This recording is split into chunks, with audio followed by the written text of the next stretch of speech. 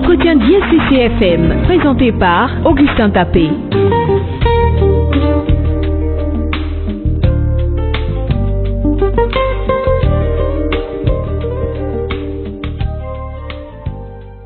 Bonjour et bienvenue sur ISTCFM, la radio du développement. Nous recevons dans cet entretien avec Dr Noubou Lucien. Bonjour Dr Noubou Lucien. Bonjour Augustin Tapé. C'est avec beaucoup de plaisir que nous vous retrouvons encore pour parler, n'est-ce pas, des actions humanitaires dans les hôpitaux. Merci. Et surtout qui sont empreintes, n'est-ce pas, de la main de Dieu. Alors vous êtes un homme de Dieu, on le précise, mais vous êtes responsable des missionnaires des hôpitaux. C'est dans ce cadre-là que nous vous recevons. Tout à fait. C'est quoi les MDH? Les MDH, c'est les missionnaires des hôpitaux.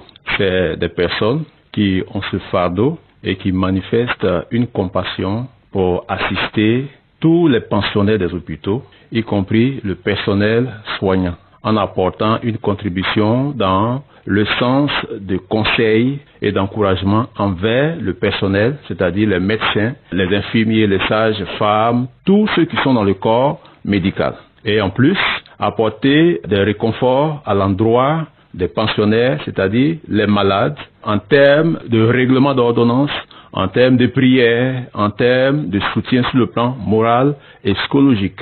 Ça, c'est les MDH. Et à côté de tout cela, nous avons d'autres actions que nous faisons dans l'entretien de l'environnement hospitalier. C'est-à-dire que nous contribuons à assainir l'environnement hospitalier. Parce que il se trouve, selon la petite expérience que nous avons eue, que très souvent, dans les milieux hospitaliers, c'est les usagers eux-mêmes qui rendent ces endroits malpropres. Et ça met en mal les conditions de soins des pensionnaires qui sont les malades qui sont hospitalisés. Donc, les MDH, ayant constaté ces situations, ont bien voulu apporter une contribution, maudit qu'elle soit-elle, dans l'entretien, en faisant des dons dans les produits hygiéniques. Alors justement, d'entrée, j'ai dit que vous êtes un homme de Dieu. Alors, quelle relation faire entre ces actions que vous menez et puis, est-ce que ça a une valeur biblique? Tout à fait. C'est une grande vision qu'en principe, toute communauté chrétienne devait avoir. Surtout les pasteurs et les leaders. Puisqu'elle est fondée sur des textes bibliques, le verset biblique où le Seigneur disait « J'étais malade et vous m'avez visité ». En réalité, le Seigneur ne peut pas tomber malade puisque lui-même, il est la guérison, il apporte la guérison. Mais quand il dit « J'étais malade, vous m'avez visité », il parle de ceux qui sont créés à son image, qui, ne se portant pas bien, se trouvent dans les hôpitaux.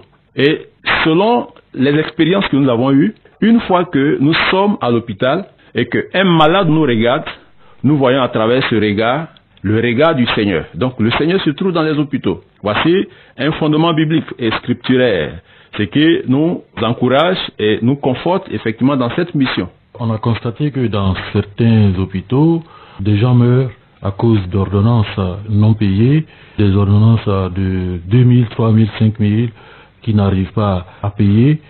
Est-ce que ces faits-là vous ont vraiment motivé à mettre en place les MDH? Effectivement, je confirme ce que tu entends de dire à partir de la pratique que nous avons eue, bien sûr. C'est pas dans un premier temps ces constats qui nous ont amenés à mettre en place les MDH. Ce qui nous a amené à mettre en place, c'est cette vision. Et nous sommes dit que il y a un besoin dans les hôpitaux.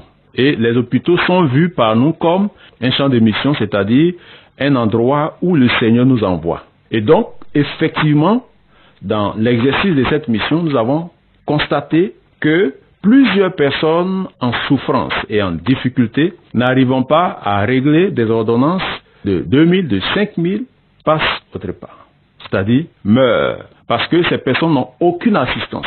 Certaines ont bénéficié, par exemple, de nos actions, ne serait-ce que de 5000 pour régler une ordonnance, et c'était la joie totale, quand bien même qu'elles n'avaient pas encore leur guérison. Parce qu'elles se sont senties aimées et assistées. Pour une question de 2000.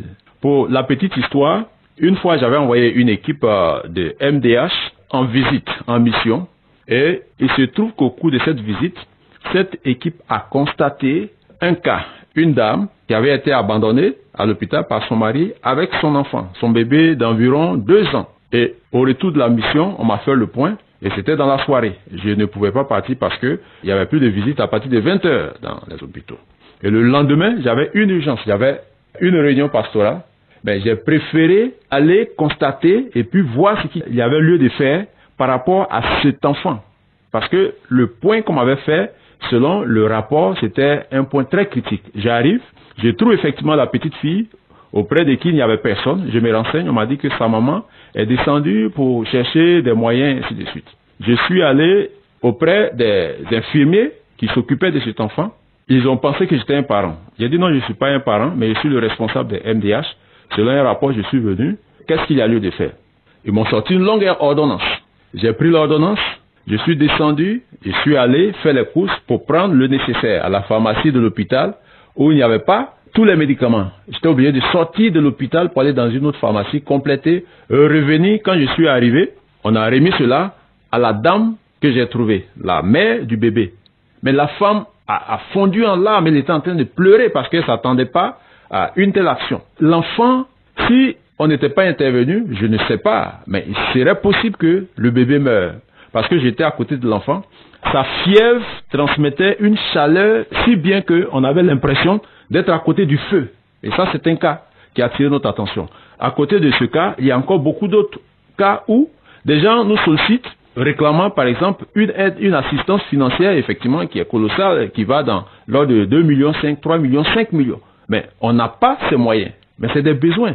C'est des besoins qui sont dans les hôpitaux. Il y a une profusion, n'est-ce pas, d'organisations qui se réclament chrétiennes et puis qui se retrouvent dans beaucoup d'hôpitaux ici en Côte d'Ivoire et qui grugent, je dirais, parce que c'est des constats qu'on a eu à faire.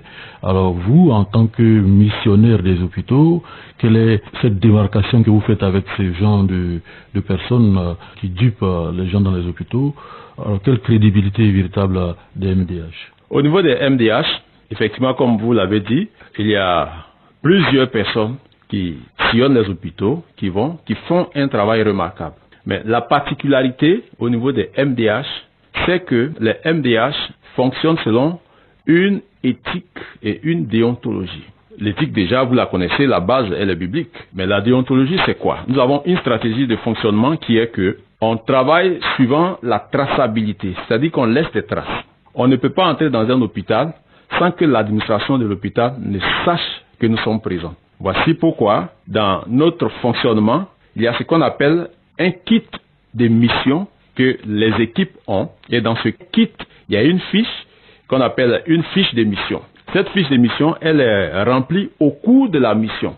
Après la mission, il y a un exemplaire qui revient au siège et un autre exemplaire qui reste dans l'administration de l'hôpital qui nous reçoit. De sorte que vous ne verrez pas un MDH, c'est-à-dire un missionnaire des hôpitaux, qui se confond ou qui travaille avec quelqu'un, même si c'est un prieur. Ils ont un ordre de mission bien précis. Bien précis. Lorsqu'ils vont en mission, selon les consignes qu'ils ont reçues, parce qu'ils suivent une formation sur une période de 3 à 4 mois qui leur permet de fonctionner ainsi. Quand ils vont, une fois qu'ils trouvent des gens dans une chambre en train de prier pour quelqu'un ou en train de s'occuper d'un malade ou bien d'un groupe, les MDH n'ont pas le droit d'entrer dans cette chambre, de peur d'être confondus avec ces personnes. Parce que lorsque nous avons commencé à entrer dans les hôpitaux, il y avait un constat déplorable qui était fait par l'administration, qui nous a laissé entendre qu'il y a des individus qui viennent et après leur passage, soit c'est des dégâts, des objets qui s'égarent, des objets des pensionnaires et des malades, ou bien c'est des médicaments qui disparaissent. Et ce qui a fait déborder le vase, c'était qu'un jour, il y a un bébé qui a disparu après le passage de ceux qui vont prier. Donc, l'administration avait pris une décision pour que plus personne n'entre dans les chambres pour prier. Mais lorsque nous leur avons présenté notre vision, nos stratégies basées sur la traçabilité, l'administrateur nous a demandé de faire notre demande et de venir et de commencer à prier. Parce que chaque MDH est identifié avec un badge lorsqu'il va en mission. Ce qui fonde votre crédibilité, n'est-ce pas? Tout à fait. Quelles sont les actions phares, je dirais? Il y en a plusieurs que vous avez menées, mais quelle action on peut retenir en termes de bilan en 2020? En 2020, vous savez que 2020 a été une période marquée par cette pandémie et avec les mesures barrières et autres, ça n'a pas été facile pour les MDH de fonctionner comme il se devait. Parce que pour avoir accès à un hôpital, c'était difficile. La seule action que nous avons eu à mener avant 2020, je crois, c'était une action conjointe avec les amis, les missionnaires, les MDH et les AMIS. Nous avons fait une visite de dons en produits hygiéniques sanitaires au CHU de Yopougon. En tout cas, ça a été une visite réussie. Nous avons visité des malades pour qui nous avons réglé des ordonnances. On a prié avec ceux qui avaient besoin de prière et nous avons prié avec l'administration. Ça a été vraiment une action que nous-mêmes avons appréciée. Et ceux qui nous avaient reçus en termes de visite étaient vraiment heureux de notre passage, même l'administration du CHU. Et à partir de mars, lorsque la Covid était arrivée, cette pandémie, ça a été difficile pour nous de fonctionner.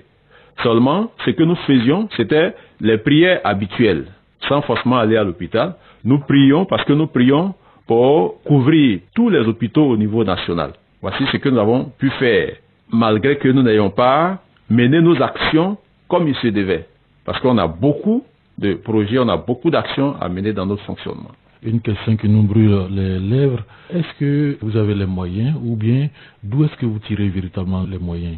Justement, je pense qu'on allait arriver là, dans l'appel certainement. Les moyens, on peut dire qu'on a les moyens parce qu'on compte sur le Seigneur. Mais de façon humaine, les MDH n'ont pas les moyens. Nous fonctionnons sur la base de la foi, mais surtout parce que nous sommes animés par la compassion. On n'a pas les moyens parce qu'il arrive souvent que nous nous privions de nos propres moyens pour satisfaire ceux qui sont dans le besoin ou bien dans l'urgence. Moi qui vous parle, toute modestie mise à part, j'ai fait cette expérience de me priver souvent de mes biens parce que j'ai un objectif, donner la joie, le bonheur, mais surtout la vie à quelqu'un qui en a besoin. Je pense que cela passe en priorité. Donc on a vraiment besoin de moyens pour cette grande vision peut-être qui n'a pas été déballée ici, mais on a vraiment besoin de moyens. Quand je dis on a besoin de moyens pour fonctionner. Alors justement, les moyens, on va vous laisser l'occasion de lancer un appel à des personnes de bonne volonté, mais avec le peu de moyens que vous avez, comment vous